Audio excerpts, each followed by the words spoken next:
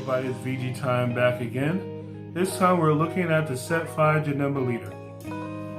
This leader right here I believe is very strong. It has the potential to be able to do some damage at least on a local level. Possibly even a rogue tier strategy. We do have the CAM tournaments coming up, and since they are best of one in a lot of these cases, you get to run more diverse strategies in those tournaments.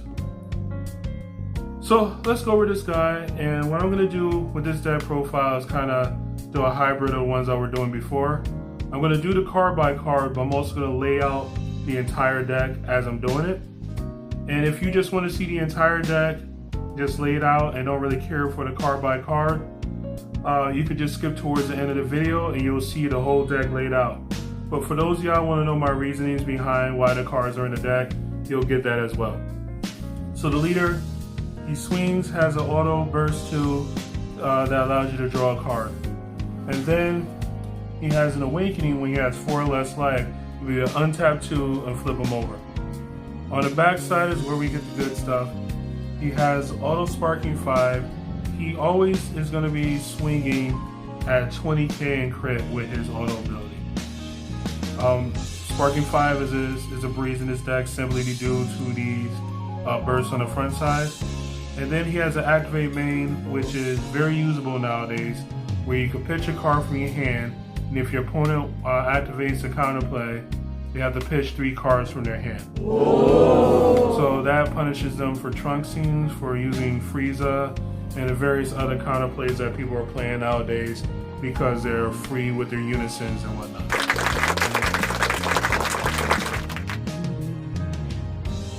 So we're gonna get the boring cards out the way. We are playing Zeno Unison. I believe this is kind of the best thing you got going for you in blue. It also helps you to ramp so that you can play some of these energy intensive cards a turn or 2 earlier. And yeah, that's about all I have to say about that. Of course, we're playing 4 copies of God Sealing Trunks. This card right here is probably the best counterplay ever in the game. It's just pretty insane. We are playing 4 copies of Bean. Bean is staple. I'm not going to really get into that too much. 4 copies of Dimension Magic. Best Blue Negate. And that's the end of the boring cards. So next we're going to look at some of the support that it got in the anniversary box, which is another reason why I decided to build this deck. I saw that support, and that support kind of called out to me. So first thing we have is Combo Attack Janemba. This card right here is actually fairly nuts. You could bounce either an Evil Incarnate, or you could bounce a Demon from the board back to your hand, burst 2 and play this guy as an activate main. And when he comes into play, you cannot play another copy of him, and you get to take up to 2 life to your hand. That gets around the weakness the deck has had in the past of people being able to stall this awakening. Now you have your own self-awakening built into the kit of the deck that is searchable. The next card that we got from the anniversary box is the 4-drop Janemba Incarnation of Evil. This card right here has a lot of synergy with the deck. It itself is deflect and critical, so he's kind of hard to interact with. And he has an auto that when he comes into play, you trigger it, and at the beginning of your opponent's next turn, you untap 3 and draw a card. So next we go into the original Janemba engine. 3 copies of Psyche Demon rocking out. I actually could see this going up to 4 at some point. I'm doing more testing, more tuning, but this card is pretty great. It is to look at the top 7 cards and add either an Evil Incarnate, or it could look at the bottom of your deck and add 1 from the bottom of your deck. He's also a demon, so you can bounce it with this guy. So you can actually play him, search him, use him to bounce this guy back, play, take 2 life, and then on the following turn, do like a Zeno Unison, Rampant Energy, play this guy, and search another card out. Childish Heart Janemba.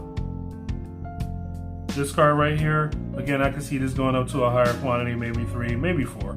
But the whole purpose of him is that he makes the 4 drops a little bit cheaper. And with the ramp from the Zeno Unison, you can even just hard cast them and then pay a blue and do all your plays. If you have a Psyche Demon out, the entire play costs 3. And if the card that you warp with a skill is this guy, you get refunded all the energy. Another option to play is the Demon Sword Janemba. This guy is here mainly as removal. I know he does have mill associated with him, but yeah, basically he's there for removal. Next, I play a very small package of 2 copies of Phantom Strike Janemba. This guy right here has an auto and an activate main that kind of synergizes together. So his auto says that if he is warped, you get to choose one of your opponent's battle cards and warp it. So he's removal, so in the same kind of vein as Demon Sword. And then he has the other effect of being able to grab a Janemba from the bottom of your deck and add it to your hand. His activate main, on the other hand, says that you could send him to the warp to play a 5-drop Janemba from your hand. The 5-drop we have in this deck is the SR from set 5, the Inferno Chain Janemba. If you have access to the draft box for Janemba, more power to you. That card is actually pretty good in this deck and can be squeezed in by just trimming some numbers here and there, or even increasing the overall deck size. Kind of hard to figure that one out. It might be like a 52 card deck at that point. But this guy right here comes down, and when he's played, he prevents you from playing another copy of him for the turn, which makes a lot of sense because of how completely ridiculous this guy's auto is. So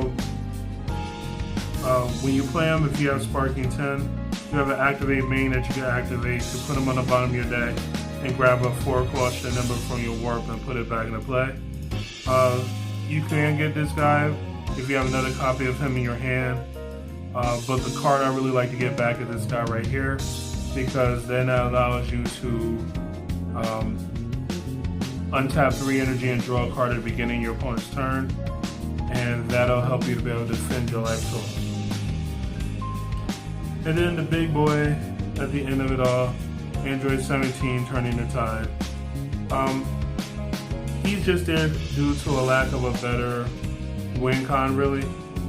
He comes down, he resets the hands, and he resets your opponent's graveyards as far as battle cards is concerned. He also has critical and deflect, so he's pretty hard to interact with, and yeah, that's what you got. Because of all the bursting, we do play 2 copies of the Sparking Super Combo. One with Majin Buu in this case. You can also do Great Saiyaman, whichever one you want to do. And then as my backup Super Combo, I have 2 copies of Powers Combined Kabuto Kai. This is my way of dealing with Bibidi that I have main deck. I'm able to use this card to bounce their Bibidi back to their hand and have a 10k combo. So I think that's pretty solid. Then we have 2 copies of Further Instruction Chopper. We do have a whole lot of critical in this deck, so being able to give it double strike is pretty key. Then 2 copies of Altered Reality. This card right here is the fill spell for Janemba. When you play it, you draw a card, and then it gives all your Janembas barrier, which when you combine it with the deflect and critical on these guys, make them pretty difficult to deal with for your opponent. And then 2 copies of Ultra Instinct Goku's Kamehameha. This card right here is basically a free 15k on defense, or it is a pseudo combo on offense, both of which are loved in this deck. So this is the deck profile as it stands. I will be updating and tweaking it. Let me just move that to the side. If you follow me on Instagram, you might see some of these updates as I... Thank you for watching this video. Please like, comment, and subscribe, and check out other videos on the channel. This is VG Time, signing out.